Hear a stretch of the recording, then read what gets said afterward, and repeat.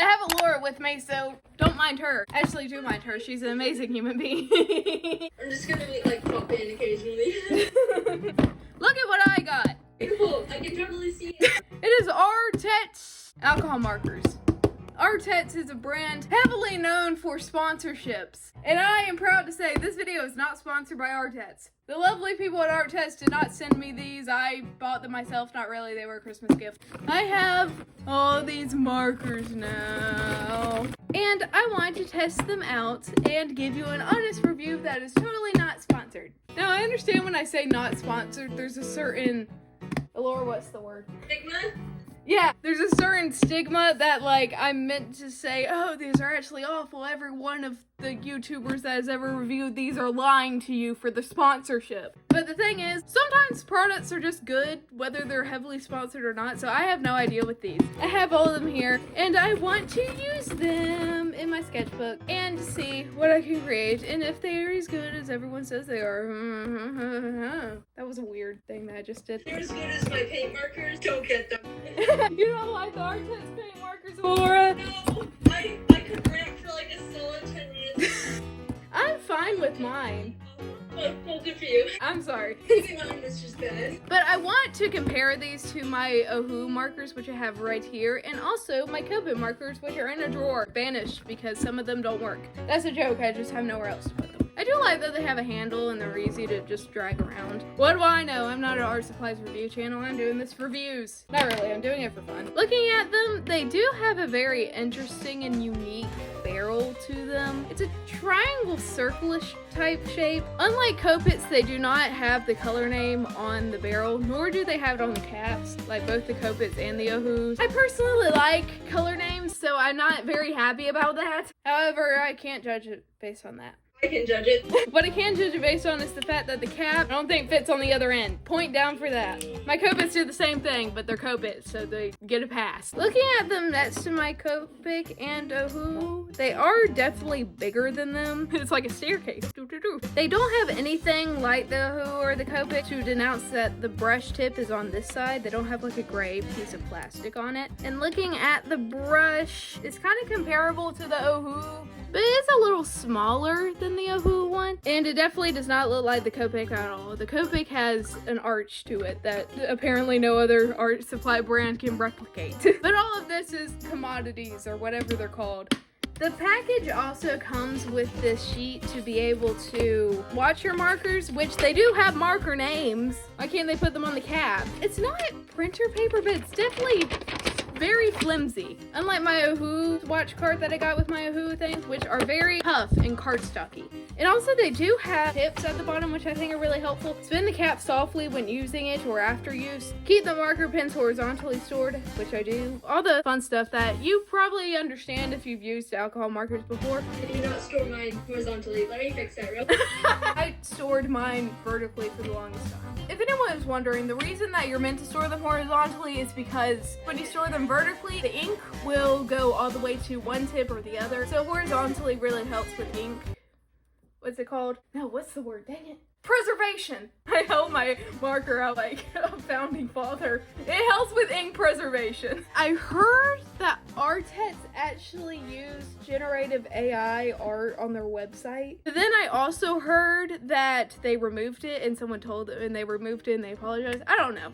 The thing with that is not only are you just spitting in the face of all your customers, but secondly, you are using your own product, so that makes me think you don't trust your own product, so why should I buy from you? But anyway, enough with that rant. I'm here to create art with my own hands and my own brain and my own imagination.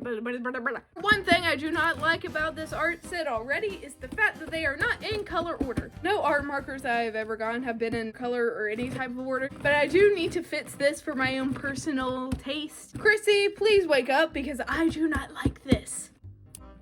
I sorted all of them and it took forever freaking ever. By the way, Alora is one of the best people because she stuck by me when I was doing this. I realized while I was swatching these that I found this color and it straight up looks white, and I was like, there's no way there's actually a white marker. That would make no sense. This has to be a colorless blender, and I was right. It is a colorless blender. Fun times. I noticed that there's a color called Flesh, and I never like when any art brand color says a color is flesh, because it's never actually a flesh color, honestly. But I went looking for that color, and apparently it's this one. It looks like a model skin tone that's been sunburned. Also, I don't know if this is actually the biggest set of markers that you can get from Arrtex. This is just the one I got. I think it is now time to actually do the process of the art. My sketchbook, yay! Here's my clean page that I plan to sketch my ideas out on. For some reason, a green and purple color palette has been calling to me, so let me find one and swatch some. There's a lot of greens. There are only like 4 purples, and one of them is like a pinkish. Personally, I like purple, so that bothers me a little bit. You can't put it on the top, come on. The first markings. Oh my goodness. That didn't really tell me much about the markers. I like the colors, so whatever. Test out this brush tip. I mean, it feels pretty stiff. Oh, this one feels stiff and flexible, so I guess that's fine. I feel like I need a different purple because this one doesn't have enough contrast, I feel like. So these 2 markers are the ones that I'm going to use. It's not really a 2-color challenge. I'm obviously going to use more of these markers, but these are the ones that I find inspiration of, so I want to try and use them to make something, because that's what you're meant to do with art supplies. I do have a small idea for the character that I want to create with these. Let me get started, because I'm actually really excited. It involves something that I really have been wanting to do with the character for a while and just haven't yet. Nice. Nice.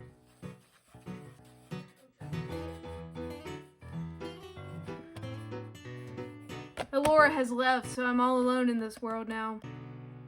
I like how big this face is. Oh gosh, are you okay? Okay, gotta check on my dog real quick.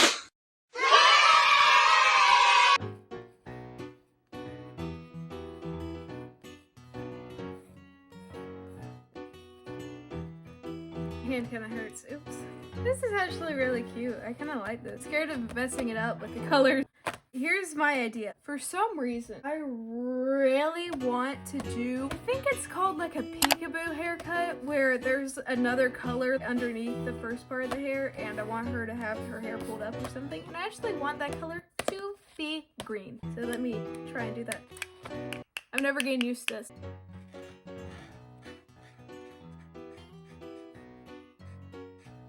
This is a pretty light green. There's a lot of pastels in this set, and they seem way lighter than the caps perceive them. That's really interesting because I've only ever seen that with Cocoa markers, whose usually are a little darker than their caps. However, I do actually think there's a few that are lighter, but this is pretty interesting. And also, they lay down pretty smooth. I don't have any complaints there. And now I have to figure out what like her actual hair color would be. You would think it would be purple, but I wanted to do purple for her outfit. So, no, I haven't actually done a black haired character in so long, so let me actually try and do that.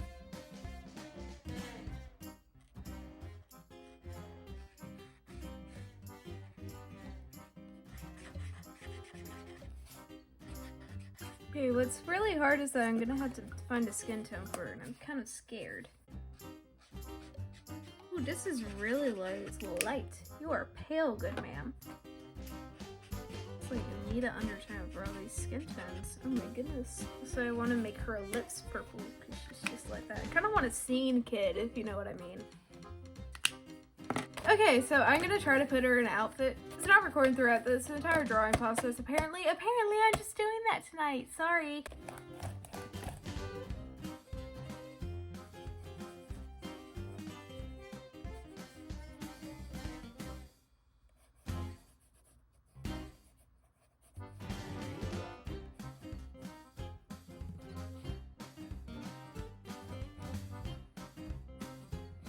It needs to be like a pattern for sure. I just don't know what it should be. Let's see what I can do with all the greens and purples. I really do not like there's not any indication other than this that there's a brush or a chisel. Boy, these things feather out so much. I'm so scared.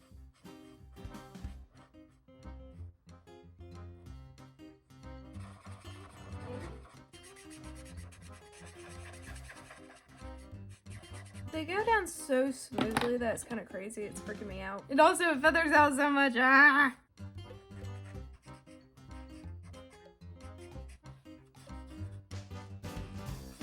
It's so hard to do the lips. Ah!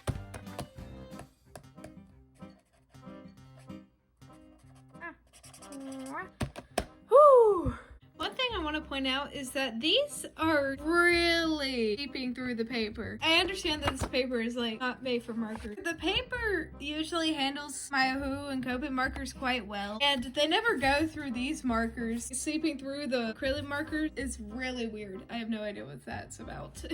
So I did a few things. I drew some more off camera just to alleviate pressure for myself, and also because I am terrified of running out of storage, because that has happened before. But after some consideration, I finally came up with her outfit and more or less of her color scheme. I also changed her hairstyle just because I thought this one fit her better, and I just think it's really cute. Also, for some reason, I had this idea to give her like a name tag, like, hello, my name is. I don't know why, but I like it, so I'm keeping it. And over here, I think I should do the final illustration of this girl and also try to get my reviews on these markers and try to figure out a name for her. I'm scared I'm not going to be able to fit it, but whatever. I'll do my best.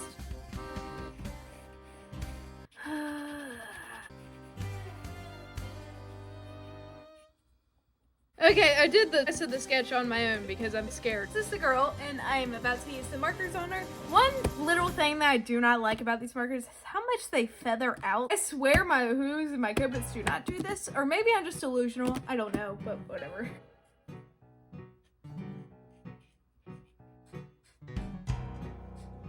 I do genuinely love how well these markers bleed together, and I think that's like the feathering. The feathering lets the markers bleed together, but the feathering is also a problem.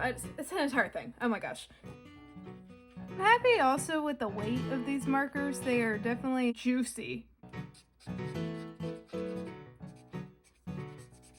Some of these brush tips are like really stiff, and then some are so smooth that it's really like, ugh. No, I'm gonna do line art. Here she is right here. I do genuinely love her design, and I would love to draw her more in the future. And I decided to name her Daniela. Don't know why, but I love the name Daniela, and she goes by Danny for short. Anyway, these markers really pastel and really muddy. It's not a bad thing or anything. It's just I'm so used to saturated colors. They aren't above Oahu or Copic or anything, but I do like them and I will use them. Thank you so much for watching this video, and I beg of you to go do something that makes you happy, because you deserve to be happy and loved, and I need y'all to be happy. So please go and do something that makes you happy. If something that makes you happy is watching the video that YouTube puts on your screen right here is something it thinks you will like. I just hit the setting for it and it decided that one, so go and check it out if you want to. Thank you so much for watching. God bless you. Bye!